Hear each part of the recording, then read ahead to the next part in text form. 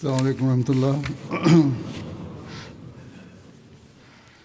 اشهد ان لا الہ الا اللہ وحدہ لا شریک له واشهد ان محمدا عبدہ ورسولہ.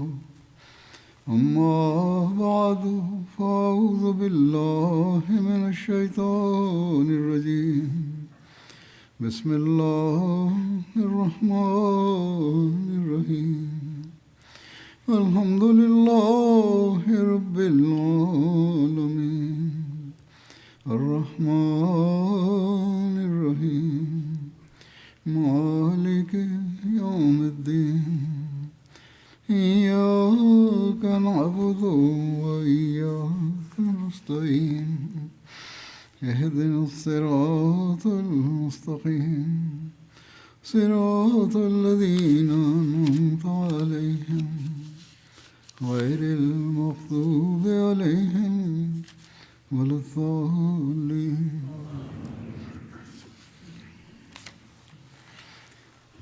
حضرت صلی اللہ علیہ وسلم کہ اس پر سب سے زیادہ چلنے کے نظارے ہمیں اس زمانے میں آپ کے غلام صادق حضرت مسیح موعود اور مہدی موعود میں نظر آتے ہیں. حضرت صلی اللہ علیہ وسلم کی عبادت اور اس حوالے سے آپ کی اپنے ماننے والوں کو نصائح عبادت کے کرنے کے طریق اور ذکر الہی کے طریق سکھانے کے واقعات گزشتہ خطبات میں بیان کیے گئے. آج میں حضرت مسیح موعود علیہ السلام کے وہ واقعات بیان کروں گا جو اپنے آقا صلی اللہ علیہ وسلم کی اتباع میں جو آپ نے کیے اور جو ہم تک پہنچے.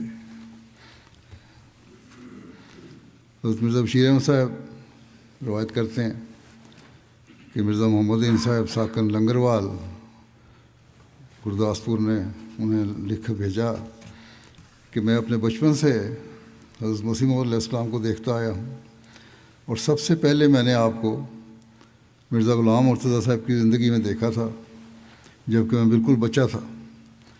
آپ کی عادت تھی کہ رات کو عشاء کے بعد جلد سو جاتے اور پھر 1 بجے قریب تہجد کے لیے اٹھ کھڑے ہوتے. تہجد پڑھ کر قرآن کریم کی تلاوت فرماتے رہتے. پھر جب صبح کی اذان ہوتی تو سنتیں گھر میں پڑھ کر نماز کے لیے مسجد میں جاتے اور باجماعت نماز پڑھتے. نماز کبھی خود پڑھاتے اور کبھی میاں جان محمد امام مسجد کرواتے نماز سے آ کر تھوڑی دیر کے لیے سو جاتے. میں نے آپ کو مسجد میں سنت نماز پڑھتے نہیں دیکھا. آپ سنتیں گھر میں پڑھتے تھے. حضرت مسیح علیہ السلام اپنی عبادت کے بارے میں فرماتے ہیں کہ اللہ تعالیٰ نے کس طرح آپ کو عبادت کرنے کی طاقت دی. لیکن آپ نے فرمایا یہ ہر ایک کے لیے نہیں ہے وہ اس طرح کرے اور اپنی طاقت سے بڑھ کر کرے، کیونکہ آپ نے فرمایا مجھے تو اللہ تعالیٰ نے ایک خاص طاقت دی ہے. بہرحال آپ نے اپنی حالت کا جو نقشہ کھینچا ہے وہ اس طرح ہے. آپ بیان کرتے ہیں میں نے کبھی ریاضت شاکہ بھی نہیں کی اور نہ زمانہ حال کے بعض صوفیوں کی طرح مجاہدات شدیدہ میں اپنے نفس کو ڈالا اور نہ گوشہ نشینی کے التزام سے کوئی چلہ کشی کی اور نہ خلاف سنت کوئی ایسا عمل رہبانیت کیا جس پر خدا تعالیٰ کے کلام کو اعتراض ہو، بلکہ میں ہمیشہ ایسے فقیروں اور بدعت شعاروں سے بیزار رہا ہوں جو انواع و اقسام کی بدعات میں مبتلا ہیں. جو فرماتے ہیں ہاں حضرت والد صاحب کے زمانے میں ہی جب کہ ان کا زمانہ وفات بہت نزدیک تھا، ایک مرتبہ ایسا اتفاق ہوا کہ ایک بزرگ معمر پاک صورت مجھ کو خواب میں دکھائی دیا اور اس نے یہ ذکر کر کے کہ کسی قدر روزے انوار سماوی کی پیشوائی کے لیے رکھنا سنت خاندان نبوت ہے، یعنی اللہ تعالیٰ کے آسمانی انوار کے استقبال کے لیے روزے رکھنا بھی خاندان نبوت کی سنت ہے. اللہ تعالیٰ نے اشارتاً اس خواب میں آپ کو بتا دیا کہ اللہ تعالیٰ آپ کو ایک مقام دینے والا ہے۔ بہرحال آپ فرماتے ہیں اس بات کی طرف اشارہ کیا کہ میں اس سنت اہل بیت رسالت کو بجا لاؤں، سو میں نے کچھ مدت تک التزام صوم کیا کو مناسب سمجھا، مگر ساتھ ہی یہ خیال کہ اس امر کو مخفی طور پر بجا لانا بہتر ہے، میں نے یہ طریق اختیار کیا کہ گھر سے مردانہ نشستگاہ میں اپنا کھانا منگواتا اور پھر وہ کھانا پوشیدہ طور پر بعض یتیم بچوں کو، جن کو میں نے پہلے سے تجویز کر کے وقت پر حاضری کے لیے تاکید کر دی تھی، دے دیتا تھا، اور اس طرح تمام دن روزے میں گزرتا، اور بجز خدا تعالیٰ کے ان روزوں کی کسی کو خبر نہ تھی۔ پھر 2-3 ہفتے کے بعد مجھے معلوم ہوا کہ ایسے روزوں سے جو میں ایک وقت میں پیٹ بھر کر روٹی کھا لیتا ہوں، مجھے کچھ بھی تکلیف نہیں ہوتی، بہتر ہے کہ کسی قدر کھانے کو کم کروں۔ سو میں اس روز سے کھانے کو کم کرتا گیا، یہاں تک کہ میں تمام دن رات میں صرف ایک روٹی پر کفایت کرتا تھا، اور اسی طرح میں کھانے کو کم کرتا گیا یہاں تک کہ شاید صرف چند تولے روٹی 8 پہر کے بعد میری غذا تھی۔ 24 گھنٹے میں صرف تھوڑی سی روٹی تھی۔ غالباً 8 یا 9 ماہ تک میں نے ایسا ہی کیا، اور باوجود اس قدر قلت غذا کے کہ 2-3 ماہ کا بچہ بھی اس پر صبر نہیں کر سکتا، خدا تعالیٰ نے مجھے ہر ایک بلا اور آفت سے محفوظ رکھا، اور اس وقت کے روزے کے عجائبات میں سے جو میرے تجربے میں آئے وہ لطیف مکاشفات ہیں جو اس زمانے میں میرے پر کھلے۔ چنانچہ بعض گزشتہ نبیوں کی ملاقاتیں ہوئیں، اور جو اعلیٰ طبقے کے اولیاء اس امت میں سے گزر چکے ہیں ان سے ملاقات ہوئی۔ ایک دفعہ عین بیداری کی حالت میں جناب رسول اللہ صلی اللہ علیہ وسلم کو ماں حسنین و علی رضی اللہ عنہ و فاطمہ رضی اللہ عنہا کے دیکھا، اور یہ خواب نہ تھی بلکہ ایک بیداری کی قسم تھی۔ غرض اس طرح پر کئی مقدس لوگوں سے ملاقاتیں ہوئیں جن کا ذکر کرنا موجب تطویل ہے، اور علاوہ اس کے انوار روحانی تمثیلی طور پر برنگ ستون سبز و سرخ ایسے دلکش اور دلستان طور پر نظر آتے تھے کہ ان کا بیان کرنا بالکل طاقت تحریر سے باہر ہے۔ وہ نورانی ستون جو سیدھے آسمان کی طرف گئے ہوئے تھے، یعنی زمین سے اوپر جاتے تھے، جن میں سے بعض چمکدار سفید اور بعض سرخ تھے، ان کو دل سے ایسا تعلق تھا کہ انہیں دیکھ کر دل کو نہایت سرور پہنچتا تھا، اور دنیا میں کوئی بھی ایسی لذت نہیں ہوگی جیسا کہ ان کو دیکھ کر دل اور روح کو لذت آتی تھی۔ فرماتے ہیں میرا خیال میں ہے کہ وہ ستون خدا اور بندے کی محبت کی ترکیب سے ایک تمثیلی صورت میں ظاہر کیے گئے تھے، یعنی وہ ایک نور تھا جو دل سے نکلا، اور دوسرا وہ نور تھا جو اوپر سے نازل ہوا، اور دونوں کے ملنے سے ایک ستون کی صورت پیدا ہو گئی، یعنی وہ ستون ایسے بنے جو نیچے سے اوپر اور اوپر سے نیچے آنے والے تھے اور آپس میں مل جاتے تھے اور ایک ستون کی شکل اختیار کر لیتے تھے۔ یہ روحانی امور ہیں کہ دنیا ان کو نہیں پہچان سکتی کیونکہ وہ دنیا کی آنکھوں سے بہت دور ہیں، لیکن دنیا میں ایسے بھی ہیں جن کو ان امور سے خبر ملتی ہے۔ ہیں غرض اس مدت تک روزے رکھنے سے جو مجھ پر عجائبات ظاہر ہوئے وہ انواع و اقسام کے مکاشفات تھے۔ ایک اور فائدہ مجھے یہ حاصل ہوا کہ میں نے ان مجاہدات کے بعد اپنے نفس کو ایسا پایا کہ میں وقت ضرورت فاقہ کشی پر زیادہ سے زیادہ صبر کر سکتا ہوں۔ میں نے کئی دفعہ خیال کیا کہ اگر ایک موٹا آدمی جو علاوہ فربہی کے پہلوان بھی ہو میرے ساتھ فاقہ کشی کے لیے مجبور کیا جائے تو قبل اس کے کہ مجھے کھانے کے لیے کچھ اضطرار ہو وہ فوت ہو جائے۔ اس سے مجھے یہ بھی ثبوت ملا کہ انسان کسی حد تک فاقہ کشی میں ترقی کر سکتا ہے، اور جب تک کسی کا جسم ایسا سختی کش نہ ہو جائے میرا یقین ہے کہ ایسا تناؤم پسند روحانی منازل کے لائق نہیں ہو سکتا۔ لیکن فرمایا لیکن میں ہر ایک کو یہ اصلاح نہیں دیتا، ہر ایک کو میں نہیں کہتا یہ کرو کہ ایسا کرے، اور نہ میں نے اپنی مرضی سے ایسا کیا تھا، یہ تو اللہ تعالیٰ کے حکم سے کیا تھا۔ میں نے کئی جاہل درویش ایسے بھی دیکھے ہیں جنہوں نے شدید ریاستیں کیں اختیار کیں اور آخر یبوست دماغ سے وہ مجنون ہو گئے، خشکی ہو گئی دماغ نے کام کرنا چھوڑ دیا، اور بقیہ عمر ان کی دیوانہ پن میں گزری۔ یا دوسرے امراض سل اور دق وغیرہ میں مبتلا ہو گئے۔ انسانوں کے دماغی قوا ایک طرز کے نہیں ہیں، بس ایسے اشخاص جن کے فطرتاً قوا ضعیف ہیں ان کو کسی قسم کا جسمانی مجاہدہ موافق نہیں پڑ سکتا اور وہ جلد تر کسی خطرناک بیماری میں پڑ جاتے ہیں۔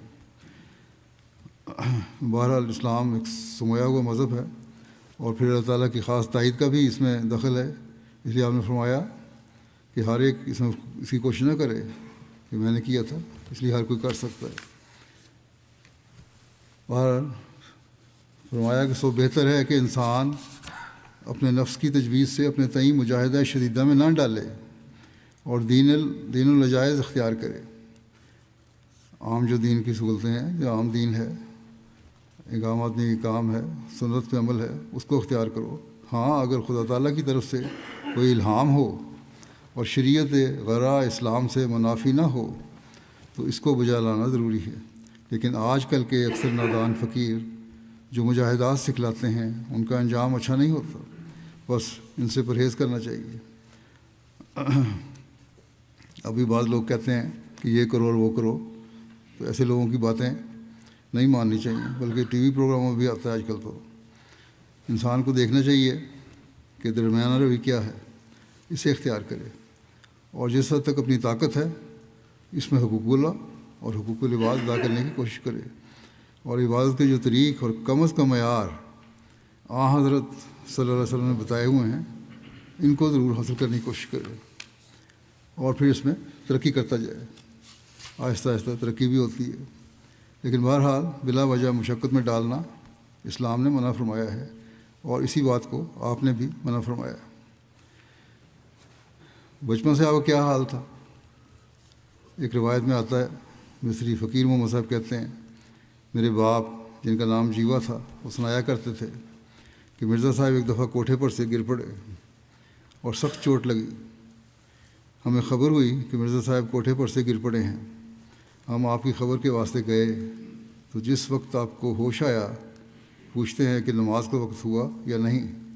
اس قدر نماز سے محبت تھی۔ میں اس وقت چھوٹا تھا جس وقت وہ یہ بات سنایا کرتے تھے۔ مرزا بشیر احمد صاحب نے حضرت ڈاکٹر میر محمد اسماعیل صاحب کی روایت بیان کی ہے۔ 1895 میں جب ماہ رمضان قادیان میں گزارنے کا اتفاق ہوا، میں نے تمام مہینہ حضرت صاحب کے پیچھے نماز تہجد یعنی تراویح ادا کی۔ آپ کی عادت تھی کہ وہ وتر اور اول شب میں پڑھ لیتے تھے اور نماز تہجد 8 رکعت 2 رکعت کر کے آخر شب میں ادا فرماتے تھے، جس میں آپ ہمیشہ پہلی رکعت میں آیت الکرسی تلاوت فرماتے تھے، یعنی اللہ لا الہ الا ہو سے وہو العلی العظیم تک، اور دوسری رکعت میں سورہ اخلاص کی قرأت فرماتے تھے، اور رکوع و سجود میں یا حی یا قیوم برحمتک استغیث پڑھتے تھے۔ آپ ایسی آواز سے پڑھتے تھے کہ میں سن سکتا تھا، یعنی آہستہ آہستہ پڑھتے تھے جو نہ زیادہ اونچی تھی نہ کم۔ نیز آپ ہمیشہ سحری نماز تہجد کے بعد کھاتے تھے، اور اس میں اتنی تاخیر فرماتے تھے کہ بعض دفعہ کھاتے کھاتے اذان ہو جاتی تھی، اور آپ بعض اوقات اذان کے ختم ہونے تک کھانا کھاتے رہتے تھے۔ مرزا بشیر احمد صاحب نے لکھا ہے کہ دراصل مسئلہ تو یہ ہے کہ جب تک صبح صادق افق کے مشرق سے نمودار نہ ہو جائے سحری کھانا جائز ہے۔ اذان کے ساتھ اس کا کوئی تعلق نہیں ہے، کیونکہ صبح کی اذان کا وقت ہی صبح صادق کے ظاہر ہونے پر مقرر ہے۔ اس لیے لوگ عموماً سحری کی اذان ہونے کو سمجھ لیتے ہیں۔ آپ نے مثال دی ہے کہ قادیان میں چونکہ صبح کی اذان صبح صادق کے پھوٹتے ہی ہو جاتی ہے، اور یہ ممکن ہے کہ بعض اوقات غلطی اور بے احتیاطی سے اس سے بھی پہلے ہو جاتی ہو، اس لیے ایسے موقعوں پر حضرت مسیح علیہ الصلوۃ والسلام اذان کا چندہ خیال نہ فرماتے تھے اور صبح صادق کے تبین تک سحری کھاتے رہتے تھے۔ اور دراصل شریعت کا منشا بھی اس معاملے میں یہ نہیں ہے کہ جب علمی اور حسابی طور پر صبح صادق کا آغاز ہو تو اس کے ساتھ ہی کھانا ترک کر دیا جائے، بلکہ منشا یہ ہے کہ جب عام لوگوں کی نظر میں صبح کی سفیدی ظاہر ہو جائے تو اس وقت کھانا چھوڑ دیا جائے۔ چنانچہ تبین کا لفظ اسی بات کو ظاہر کر رہا ہے۔ حدیث میں بھی آتا ہے کہ حضرت صلی اللہ علیہ وسلم نے فرمایا کہ بلال کی اذان پر سحری نہ چھوڑا کرو، بلکہ ابن مکتوم کی اذان تک بے شک کھاتے پیتے رہا کرو، کیونکہ ابن مکتوم نابینا تھے اور جب تک لوگوں میں شور نہ پڑ جاتا کہ صبح ہو گئی ہے اس وقت تک اذان نہیں دیتے تھے۔ بہرحال آج کل تو زمانہ مزید جدید ہو گیا ہے اور جدید آلات سے صبح صادق کے صحیح وقت کا بھی پتہ چل جاتا ہے، اس لیے عموماً اذان کی آخری حد مقرر ہے۔ کوشش تو یہی کی جاتی ہے، بعض دفعہ ہو سکتا ہے غلطی بھی لگ جاتی ہو، لیکن اگر کہیں غلطی سے اذان جلدی بھی ہو جائے تو یہی اصول ہوگا جو بیان ہوا ہے۔ رمضان بھی شروع ہو رہا ہے، اس لیے یہ رہنمائی بھی کی ہے میں نے، لیکن لوگوں کو اتنا بھی ریلیکس نہیں ہونا چاہیے کہ دیکھتے جائیں کہ دن چڑھا ہے کہ نہیں چڑھا۔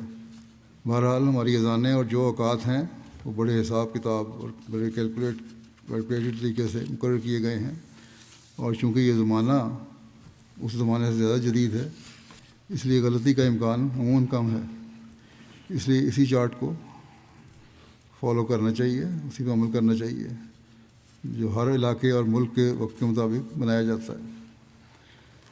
حضرت مرزا بشیر احمد صاحب نے ایک روایت بیان کی ہے کہ مفتی محمد صادق صاحب نے بیان کیا،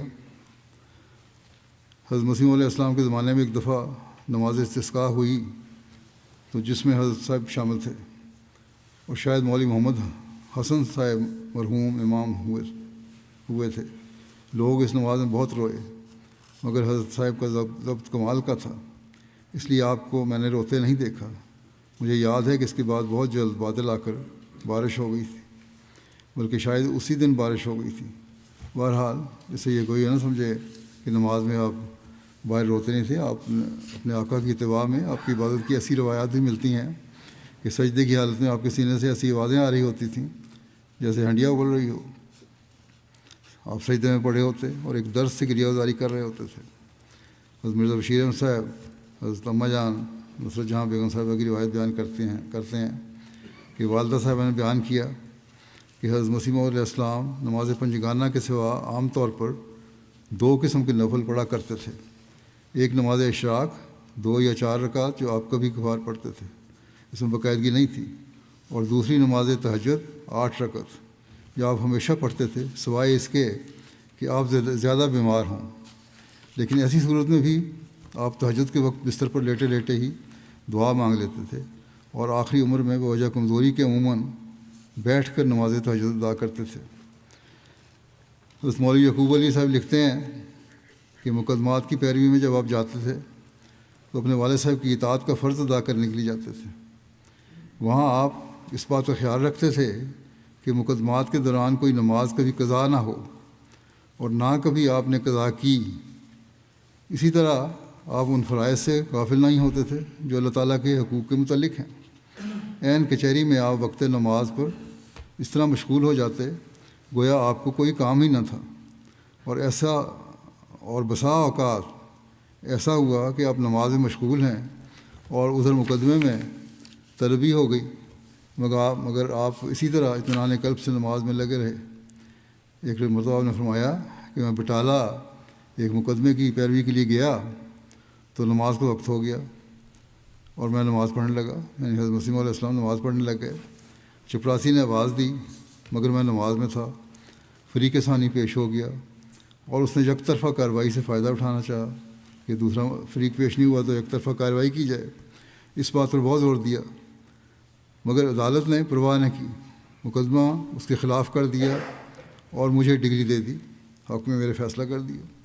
میں جب نماز سے فارغ ہو کر گیا تو مجھے خیال تھا کہ شاید حاکم نے قانونی طور پر میری غیر حاضری کو دیکھا ہوگا، قانون تو یہی کہتا ہے کہ اگر فریق نہیں آیا تو فیصلہ دے دیا جا سکتا ہے خلاف، مگر جب میں حاضر ہوا اور کہا کہ میں تو نماز پڑھ رہا تھا تو اس نے کہا میں تو آپ کو ڈگری دے چکا ہوں۔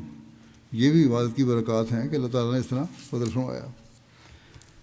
حضرت مرزا بشیر احمد صاحب نے حضرت اماں جان کی ایک اور روایت بیان کی ہے، لکھتے ہیں کہ حضرت مسیح علیہ السلام جب گھر میں مغرب کی نماز پڑھاتے تھے تو اکثر سورہ یوسف کی وہ آیت پڑھتے تھے جن میں یہ الفاظ آتے ہیں انما اشکو بسی و حزنی الی اللہ، میں تو اپنے رنج و غم کو صرف اللہ تعالیٰ کے حضور فریاد کرتا ہوں۔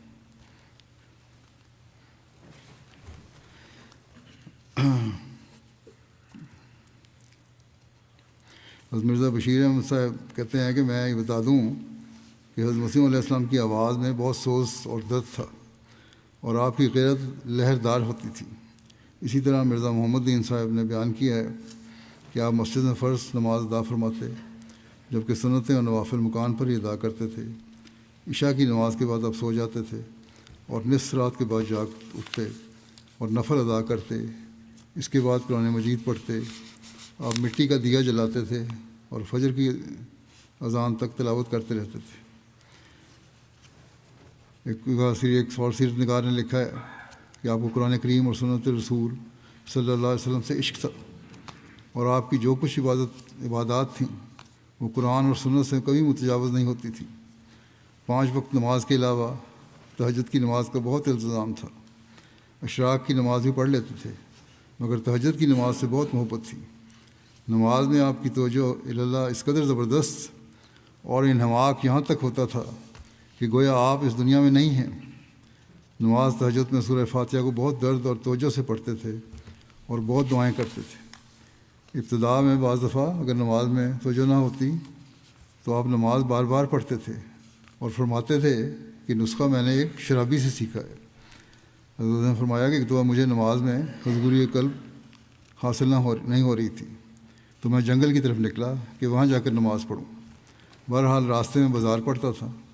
وہاں ایک ہندو اپنے کسی دوست سے کہہ رہا تھا کہ رات ہم نے شراب کا ایک پیگ پیا مگر نشہ نہیں ہوا، تو ہم نے دوسرا پیگ پیا۔ جب اس سے بھی نشہ نہیں ہوا تو پھر تیسرا پیگ پیا۔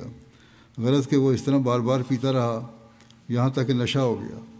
آپ فرماتے تھے کہ میں نے سوچا کہ میں بھی بار بار نماز پڑھوں گا یہاں تک کہ روحانی نشہ ہو جائے۔ فرض تو بارہ نہیں پڑھے جا سکتے، نوافل کی طرف تھی تو نوافل کے بارے میں ہم نے فرمایا بار بار پڑھوں گا تاکہ نشہ ہو جائے، یعنی حضوری قلب حاصل ہو جائے۔ نماز کے علاوہ آپ کا وظیفہ قرآن شریف کی تلاوت، درود شریف اور استغفار تھا۔ قرآن شریف سے تو عشق تھا۔ وہ تو دن رات اٹھتے بیٹھتے اور ٹہلتے ہوئے پڑھا کرتے تھے اور زار زار رویا کرتے تھے۔ جیسا کہ میں نے پہلے بیان کیا تھا کہ اگر وہاں نماز میں نہیں روئے تو اس کا مطلب یہ نہیں کہ آپ روتے نہیں تھے، آپ رویا کرتے تھے۔ قرآن کریم پڑھ کر بھی آپ پر رقت طاری ہو جاتی تھی۔ درود شریف کثرت سے اور سمجھ کر پڑھتے تھے، اور اس درس سے پڑھتے تھے کہ بعض دفعہ اس کے ساتھ گریہ و بکا بھی شامل ہو جاتی تھی۔ ایک موقع پر اشراق کی نماز پڑھنے کا ذکر کرتے ہوئے خود بیان فرمایا، یہاں شہد کی اہمیت کا بتا دیا حکمت، اور عبادت پہ جا کے بات رکی کہ شہد اور ذیابیطس کے مرض کا ذکر ہو رہا تھا کہ شہد میں ذیابیطس میں کھانا چاہیے کہ نہیں، تو فرمایا کہ ذیابیطس سے مجھے سخت تکلیف تھی، ڈاکٹروں نے اس میں شیرینی کو سخت مضر بتلایا ہے۔ شوگر آتی ہو، ڈائبٹیز ہو تو میٹھا کھانا بہت مضر ہوتا ہے۔ تو کہتے ہیں آج میں نے اس پر غور کر رہا تھا تو مجھے خیال آیا کہ بازار میں شکر وغیرہ ہوتی ہے اسے تو اکثر فاسق و فاجر لوگ بناتے ہیں، اور اگر اس سے ضرر ہوتا ہے تو تعجب کی بات نہیں ہے، مگر اصل یعنی شہد جو ہے یہ تو خدا کی وحی سے تیار ہوا ہے، اس لیے اس کی خاصیت دوسری شیرینیوں جیسی ہرگز نہیں ہوگی۔ اگر یہ ان کی طرح ہوتا تو پھر سب شیرینی کی نسبت شفاؤں للناس فرمایا جاتا، مگر اس میں صرف اسی کو خاص کیا ہے، بس یہ خصوصیت اس کے نفع پر دلیل ہے، اور چونکہ اس کی تیاری بدریہ وہی ہے اس لیے مکھی جو پھولوں سے رس چوستی ہے وہ ضرور مفید اجزاء کو ہی لیتی ہوگی۔ اس خیال سے میں نے تھوڑے سے شہد میں کیوڑا ملا کر اسے پیا تو تھوڑی دیر کے بعد مجھے بہت فائدہ ہوا، حتیٰ کہ میں نے اپنے آپ کو چلنے پھرنے کے قابل پایا۔ پہلے اس کی وجہ سے بہت کمزوری ہو گئی تھی شوگر کی وجہ سے، اور پھر میں گھر کے آدمیوں کو لے کر باغ تک چلا گیا اور وہاں اشراق کی 10 رکعت نماز ادا کی۔ حضرت مفتی محمد صاحب بیان کرتے ہیں کہ ایک دفعہ زلزلے کا نہایت زور آور حملہ ہوا، تمام مکانات اور اشیاء ہلنے اور ڈولنے لگیں، لوگ حیران اور سراسیمہ ہو کر گھبرانے لگے۔ ایسے وقت میں خدا کے مسیح کا حال دیکھنے کے لائق تھا، کیونکہ حدیث میں ہم پڑھا کرتے تھے کہ حضرت نبی کریم صلی اللہ علیہ وسلم ایسے آسمانی اور زمینی واقعات پر خشیت اللہ کا بڑا اثر اپنے چہرے پر ظاہر فرماتے تھے۔ ذرا سے بادل کے نمودار ہونے پر آپ بے آرام سے ہو جاتے تھے، کبھی باہر نکلتے کبھی اندر جاتے تھے۔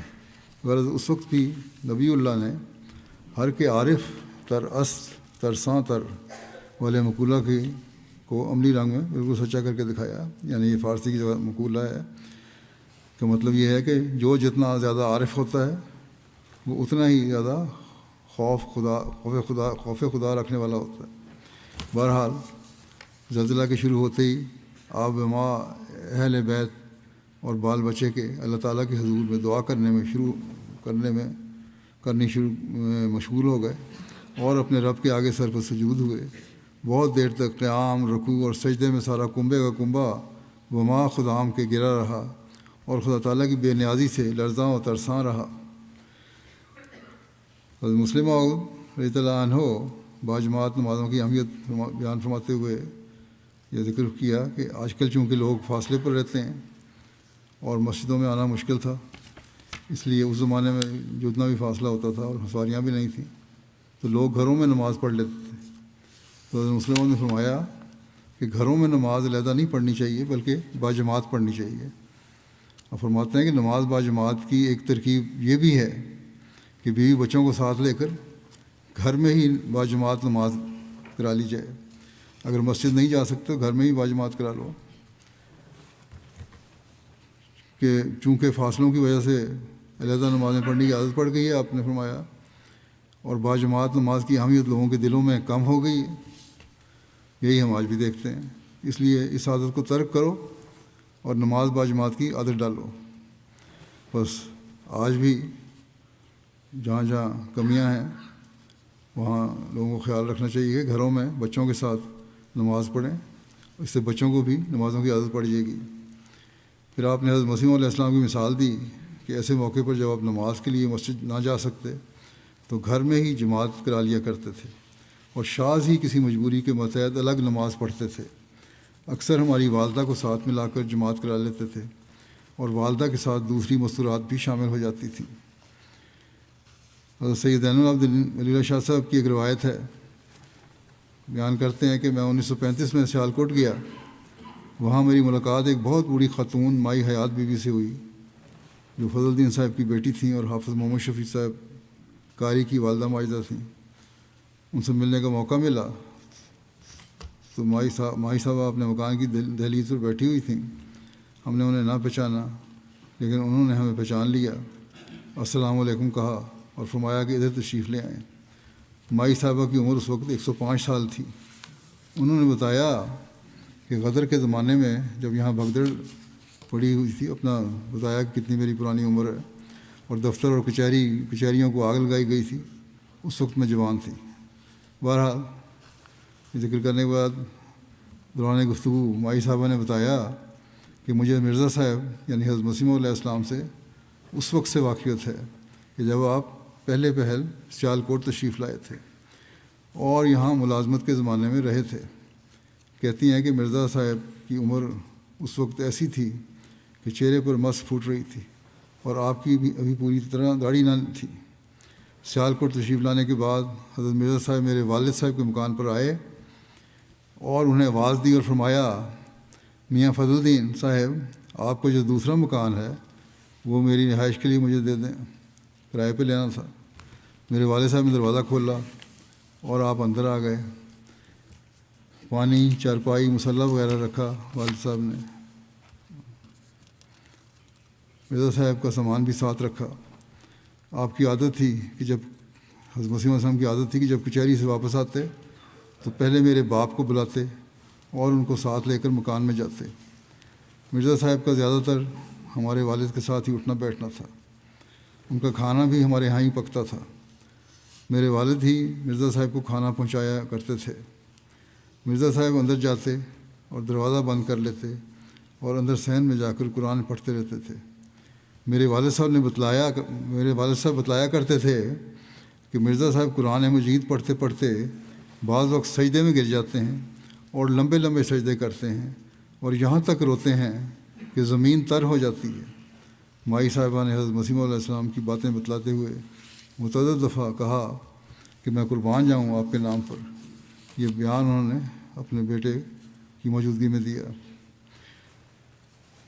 اور شیخ یعقوب علی صاحب عرفانی نے مولوی میر حسن صاحب جو ڈاکٹر علامہ اقبال صاحب کے استاد تھے، ان کی ایک روایت بیان کی ہے کہ حضرت مرزا صاحب پہلے محلہ کشمیریہ میں، جو اسی آسی پور مواسی کے غریب خانے کے بہت قریب تھے، عمرہ نامی کشمیری کے مکان پر کرایہ پر رہا کرتے تھے۔ کچہری سے جب تشریف لاتے تھے تو قرآن مجید کی تلاوت میں مصروف ہوتے تھے، بیٹھ کر کھڑے ہو کر ٹہلتے ہوئے تلاوت کرتے تھے اور زار زار رویا کرتے تھے۔ ایسی خشوع اور خضوع سے تلاوت کرتے تھے کہ اس کی نظیر نہیں ملتی۔ پھر لکھتے ہیں کہ حسب عادت زمانہ صاحب حاجات لوگ کچہری کے کاموں اور سفارش کے لیے آپ کے پاس آ جاتے تھے، جیسے اہلکاروں کے پاس جاتے ہیں، تاکہ ان کے مقدمہ ان کے حق میں ہو جائے۔ اس میں لوگ تھی، یہی لوگوں کی عادت ہوتی ہے نا، سفارش کے لیے پہنچ جاتے ہیں کسی عدالت میں کام کرنے والے کے پاس، تو لوگ بھی آ جاتے تھے۔ تو لکھتے ہیں کہ اسی عمرہ مالک مکان کے بڑے بھائی فضل الدین صاحب تھے، جو عمومی طور پر محلے میں عزت کی نگاہ سے دیکھے جاتے تھے۔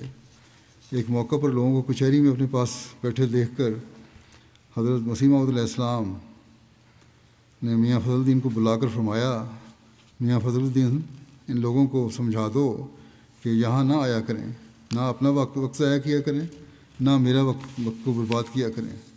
میں کچھ نہیں کر سکتا، میں حاکم نہیں، جتنا کام میرے متعلق ہوتا ہے کچہری میں ہی کر آتا ہوں۔ چنانچہ میاں فضل الدین ان لوگوں کو سمجھا کر نکال دیتے۔ پٹیالے کے غیر احمدی منشی عبدالواحد صاحب حضور کی تلاوت قرآن کے بارے میں بیان کرتے ہیں کہ حضور علیہ السلام 14-15 سال کی عمر میں سارا دن قرآن شریف پڑھتے تھے اور حاشیے پر نوٹ لکھتے رہتے تھے۔ حضرت مسلم موعود رضی اللہ عنہ حضرت مسیح موعود علیہ السلام کے متعلق تعریف فرماتے ہیں کہ آپ کو اپنی بچپن کی عمر سے اپنے والد صاحب کی زندگی میں ایسا تلخ نمونہ دیکھنے کا موقع ملا کہ دنیا سے آپ کی طبیعت سرد ہو گئی، اور جب آپ بہت ہی بچے تھے تب بھی آپ کی تمام تر خواہشات رضائے الہی کے حصول میں ہی لگی ہوئی تھیں۔ چنانچہ آپ کے سوانے نویس شیخ یعقوب علی صاحب آپ کے سوانے میں ایک عجیب واقعہ جو آپ کی نہایت بچپن کی عمر کے متعلق ہے تحریر کرتے ہیں۔ وہ لکھتے ہیں کہ جب آپ کی عمر نہایت چھوٹی تھی تو اس وقت آپ اپنی ایک ہم سن لڑکی کو، جس سے بعد میں آپ کی شادی بھی ہو گئی، کہا کرتے تھے کہ نامرادے دعا کر کہ خدا میری نماز نصیب کرے۔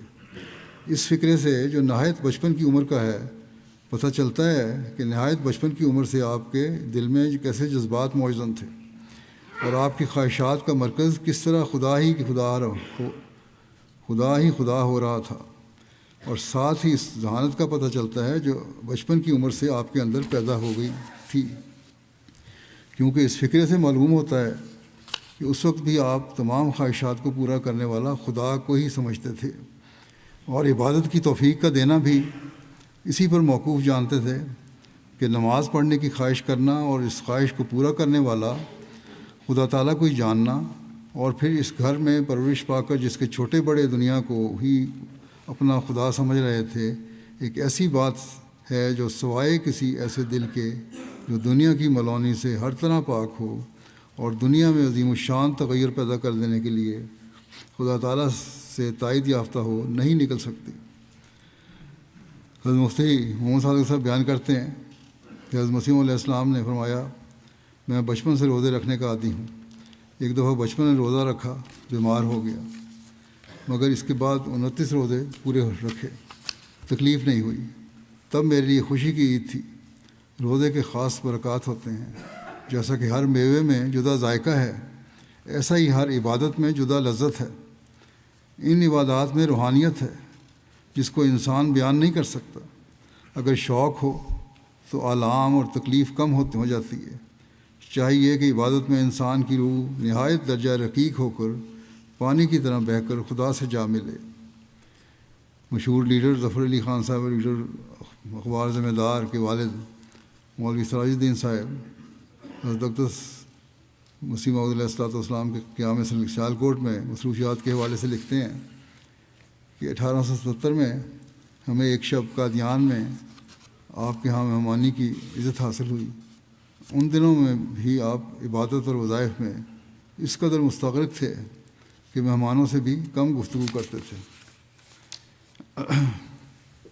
حضرت مرزا بشیر احمد صاحب نے ایک اور روایت کی ہے کہ حضرت بھائی عبد الرحمٰن صاحب قادیانی روایت کرتے ہیں کہ عید الاضحیٰ 1900 سے ایک دن قبل جو حج کا دن تھا، حضرت مسیح علیہ السلام نے حضرت مولوی نور الدین صاحب خیونسی اول کو کہا کہ میں یہ حج کا دن خاص دعاؤں میں گزارنا چاہتا ہوں، اس لیے جو دوست دعا کی درخواست دینا چاہتے ہیں آپ ان کے نام لکھ کر اور فہرست بنا کر مجھے بھجوا دیں۔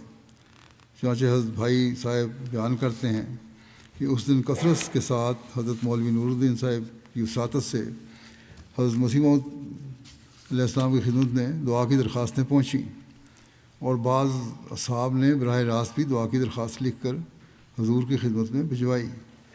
اور چونکہ اس زمانے میں عید کے موقع پر بیرونی مقامات سے بھی کافی دوست عید پڑھنے اور حضرت مسیح موعود کی ملاقات سے مشرف ہونے کے لیے قادیان آ جایا کرتے تھے، وہ بھی اس خیبی تحریک میں شامل ہو گئے، اور یہ دن قادیان میں خاص دعاؤں اور غیر معمولی تضرعات اور بڑی برکات میں گزرا۔ حضرت مسیح علیہ السلام نے اپنی اس کیفیت کو جو باجماعت نماز کے لیے آپ کے دل میں پیدا ہوتی تھی بیان کرتے ہوئے ایک مجلس میں فرمایا، میرے سر کی حالت آج بھی اچھی نہیں ہے، چکر آ رہے ہیں، یعنی چکروں کی تکلیف تھی۔ جب جماعت کا وقت آتا ہے یعنی نماز باجماعت کا، تو اس وقت خیال گزرتا ہے کہ سب جماعت ہوگی اور میں شامل نہیں ہوں گا، یعنی لوگ اکٹھے ہوئے ہوں گے، باجماعت نماز ہو رہی ہوگی اور میں شامل نہیں ہوں گا، تو افسوس ہوتا ہے۔ اس لیے افتاں و خیزاں چلا آ رہا ہوں۔ آج چکر بھی ہیں، لیکن بہرحال کسی طرح گرتے پڑتے میں آ ہی گیا ہوں مسجد میں۔ بہرحال کوشش کر کے پھر میں مسجد میں آ جاتا ہوں، اور ایک دفعہ نہیں، کئی دفعہ ہوتا ہے، اور آج بھی یہی ہوا۔ آپ کی بیماری کے دنوں میں یہ کوشش ہوتی تھی کہ نماز باجماعت ادا کریں۔ حضرت مولوی عبدالکریم صاحب سیالکوٹی فرماتے ہیں کہ آپ کی ملاقات کی جگہ عموماً مسجد ہی ہے۔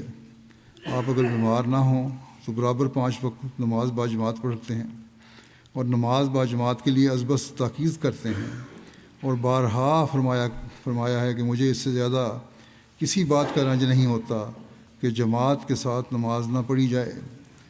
مولوی صاحب مزید لکھتے ہیں کہ مجھے یاد ہے جنہوں آدمیوں کی آمد و رفت کم تھی، آپ بڑی آرزو ظاہر کیا کرتے تھے کہ کاش اپنی ہی جماعت ہو جس سے مل کر 5 وقت نماز پڑھا کریں، اور فرماتے تھے کہ میں دعا میں مصروف ہوں اور امید ہے کہ اللہ تعالیٰ میری دعا منظور کرے گا۔ لکھتے ہیں کہ آج خدا کا یہ فضل ہے، جس وقت مولوی صاحب نے یہ واقعہ لکھا ہے تو اس وقت کا لکھ رہے ہیں کہ خدا کا فضل ہے کہ نمازیوں کی تعداد 80-90 ہوتی ہے۔ اب تو اللہ تعالیٰ کے فضل سے ہر ملک میں ہماری مساجد بھی ہیں، اس لیے ہمیں کوشش کرنی چاہیے کہ اپنی مسجدوں کو آباد کریں 5 وقت، اور کوشش کر کے ہر نماز باجماعت ادا کریں۔ مولوی صاحب لکھتے ہیں کہ نماز کا فرض ادا کرنے کے بعد آپ فوراً اندر تشریف لے جاتے اور تصنیف کے کام میں مصروف ہو جاتے۔ پھر مغرب کی نماز کے بعد آپ مسجد میں بیٹھے رہتے اور کھانا بھی وہیں دوستوں میں مل کر کھاتے، اور عشاء کی نماز پڑھ کر اندر جاتے۔ حضرت عبدالستار صاحب بیان کرتے ہیں کہ حضرت صاحب کے دعویٰ سے پیشتر جب کہ چھوٹی مسجد مبارک بنی ہے، حضرت مسیح علیہ السلام جماعت ظہر و عصر مغرب عشاء پڑھایا کرتے تھے۔ ہم 3 کا صرف نماز ساتھ پڑھتے تھے، میاں گلاب، عبدالستار اور میاں جان محمد صاحب مقتدی بنا کرتے تھے۔ حضرت صاحب جس طرح نماز پڑھا کرتے تھے وہ طرز مجھے آتی ہے، یعنی ہر نماز وقت سے پڑھا کرتے تھے، عاجزی، انکساری اور زاری سے ادا کرتے تھے، جیسا کوئی اپنے ماں باپ کے آگے رو کر بچہ کچھ مانگتا ہے۔ ایسی نماز کا ہم مقتدیوں کے قلب پر بہت اثر پڑتا تھا۔ یہ پہلا سبق ہے جو ہمیں ملا۔ جب حضرت صاحب نماز سے فارغ ہو کر بیٹھتے تھے تو ہم آپ کی شکل کی طرف دیکھا کرتے تھے جو کہ نورانی ہوتی تھی اور ہمارے دلوں کو بہت لبھاتی تھی۔ پھر سراج الحق صاحب نعمانی بیان کرتے ہیں کہ جنازہ کی نماز جو حضرت اقدس علیہ السلام پڑھاتے تھے، سبحان اللہ سبحان اللہ، کیسی عمدہ اور باقاعدہ موافق سنت پڑھاتے تھے۔ سینکڑوں دفعہ آپ کو نماز جنازہ حاضر و غائب پڑھانے اور آپ کے پیچھے پڑھنے کا اس خاکسار کو اتفاق ہوا۔ ایک دفعہ کا ذکر ہے کہ میاں جان محمد مرحوم مغفور قادیانی فوت ہو گئے تو حضرت اقدس علیہ السلام جنازہ کے ساتھ ساتھ تشریف لے گئے۔ یہ مرحوم آپ کے موتقدوں اور عاشقوں اور فدائیوں میں سے تھا۔ حضرت اقدس امام موعود علیہ السلام بھی میاں جان محمد مرحوم سے بہت محبت رکھتے تھے۔ حضرت اقدس علیہ السلام کیسے ہی عدیم الفرصت ہوتے، مگر جب یہ مرحوم آتے تو آپ سب کام چھوڑ کر مرحوم سے ملتے۔ الغرض جب مرحوم کا جنازہ قبرستان میں گیا تو حضرت اقدس علیہ السلام نے نماز جنازہ پڑھائی اور خود امام ہوئے۔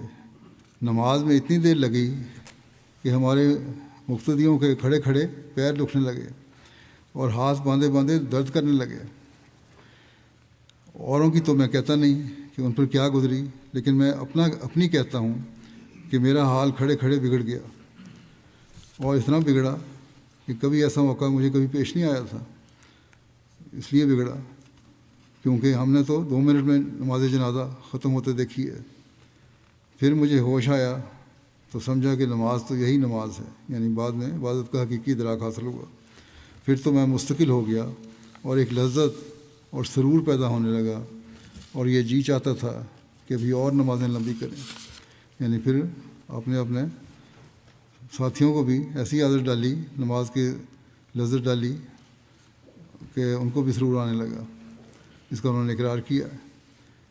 کہتے ہیں جب نماز جنازہ سے فارغ ہوئے تو حضرت اقدس علیہ السلام مکان کی تشریف لے چلے۔ ایک صاحب نے عرض کیا کہ حضور اتنی دیر نماز میں لگی کہ ہم تو تھک گئے تھے، حضور کا کیا حال ہوا ہوگا؟ یعنی کہ آپ بھی تھک گئے ہوں گے۔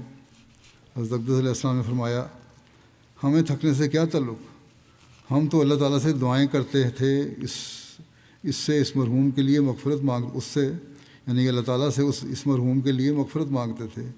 مانگنے والا بھی کبھی تھکا کرتا ہے، جو مانگنے سے تھک جاتا ہے وہ رہ جاتا ہے۔ ہم مانگنے والے ہیں اور وہ دینے والا، پھر تھکنا کیسا؟ جس سے ذرا سی بھی امید ہوتی ہے وہاں سائل ڈٹ جاتا ہے، اور بارگاہ احدیت میں تو ساری امیدیں ہی ہیں۔ وہ موتی ہے، وہاب ہے، رحمان ہے، رحیم ہے، اور پھر مالک ہے، اور تجھ پہ عزیز ہے۔ پھر تھکنے کا کیا سوال ہے؟ اللہ تعالیٰ ہمیں بھی اس سوچ کے ساتھ اپنی نمازیں ادا کرنے کی توفیق عطا فرمائے۔ ہم نے تو حضرت مقدس مسیح موعود علیہ السلام کی بیعت بھی اس عہد کے ساتھ کی ہوئی ہے کہ نمازیں خدا اور رسول کے حکم کے موافق ادا کریں گے۔ اللہ تعالیٰ کے احسانوں کو یاد کر کے اس کی حمد کرتے ہوئے نمازیں پڑھیں گے۔ اللہ تعالیٰ ہمیں اس عہد کو بھی نبھانے کی توفیق عطا فرمائے۔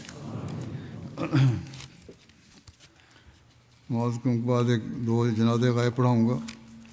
پہلا ہے مکرمہ امت شریف صاحبہ اہلیہ محمود احمد بٹ صاحب ڈیریاں والا نارووال کا، جو گزشتہ دنوں 84 سال کی عمر میں وفات پا گئیں۔ انا للہ و انا الیہ راجعون۔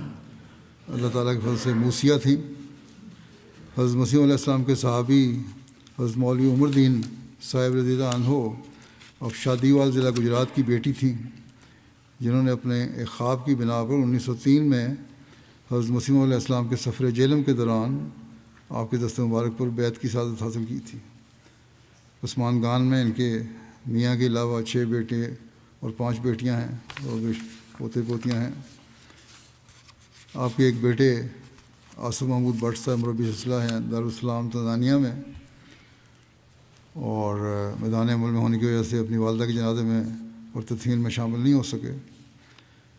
ان کے ایک پوتے بھی اسامہ بٹ یہاں مربی ہیں، اسی طرح ان کے داماد بھی ایک مربی ہیں۔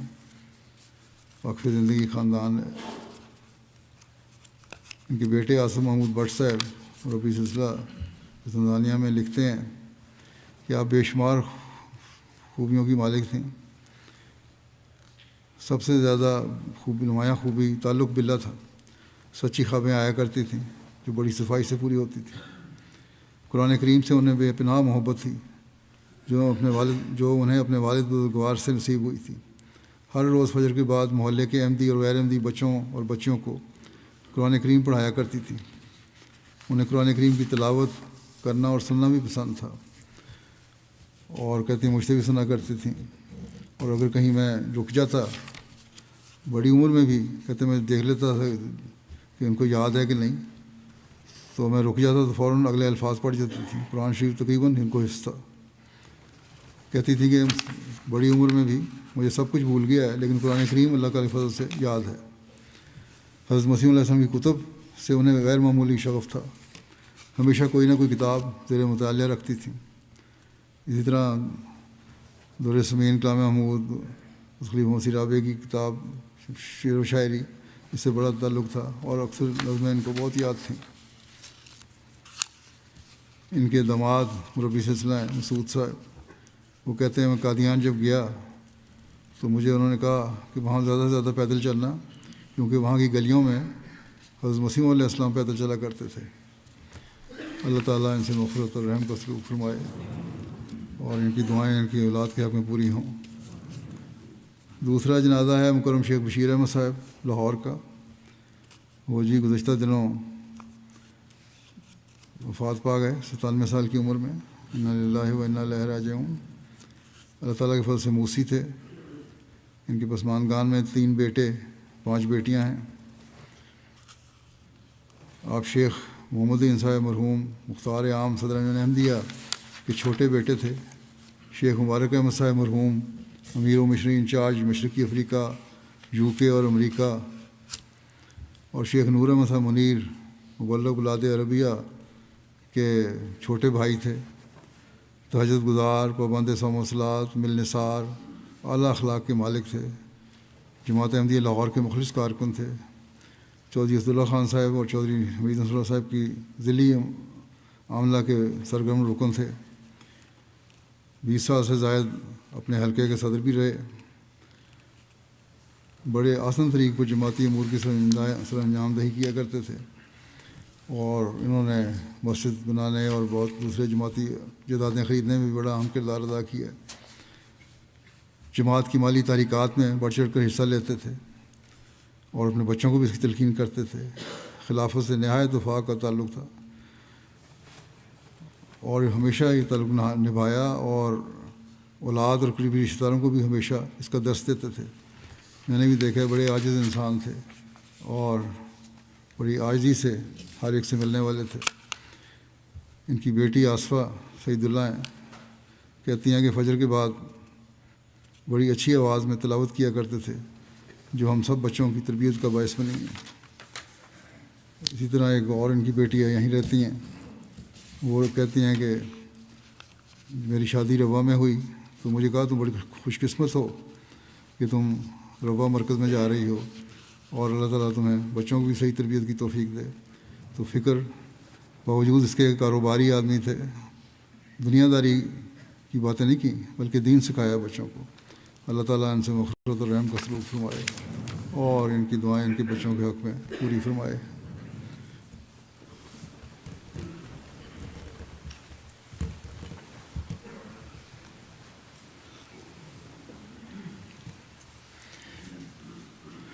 الحمد للہ نحمده ونستعینه ونستغفره ونؤمن به ونتوکل علیہ ونعوذ باللہ من شرور انفسنا ومن سیئات اعمالنا من يهده الله فلا مضل له ومن يضلله فلا هادي له